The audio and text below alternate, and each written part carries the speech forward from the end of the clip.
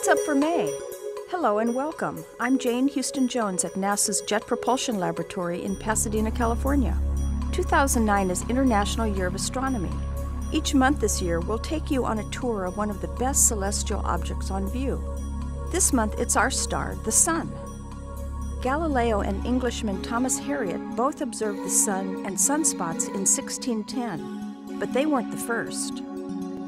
Chinese and Korean astronomers wrote about sunspots almost 3,000 years ago. John of Worcester, who was an English monk, made the earliest existing drawings of sunspots in 1128. Galileo's solar observations of 1612 were made at the same time of the day every day, and so the motion of the spots across the Sun can easily be seen. This motion allowed early astronomers to estimate the Sun's rotation period, which is about 27 days. The early astronomers soon projected the Sun's image through the telescope onto a piece of paper or through a pinhole projector. This made it possible to study the Sun in detail without damaging their eyes. Many other astronomers in the 17th century, including Scheiner, Gassendi, and Hevelius, also recorded their solar observations. More than 24 past and present NASA missions explore the Sun-Earth system.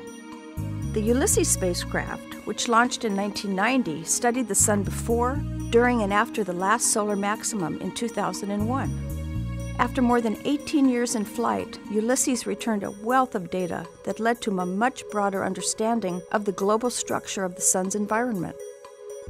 The TRACE spacecraft launched in 1998, and it studies the magnetic structures which emerge through the photosphere, or the visible surface of the Sun.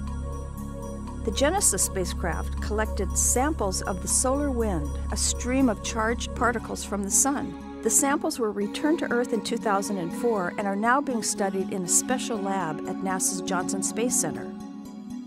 STEREO, which launched in 2006, uses two observatories, one ahead of the Earth in its orbit and one behind, to study the structure and evolution of solar storms as they blast from the Sun and move out through space. SOHO, the Solar and Heliospheric Observatory, has been keeping a watch on the Sun since 1996. It can warn the Earth of approaching coronal mass ejections that could disrupt communications. Never look directly at the Sun or you might damage your eyes. Contact your local amateur astronomy club and join them for safe solar observing. And remember to view Saturn this month. The rings offer a different view. They almost appear to be edge-on. You can read all about the Sun on NASA's International Year of Astronomy website, astronomy2009.nasa.gov. And you can learn all about NASA's missions at www.nasa.gov. That's all for this month. I'm Jane Houston Jones.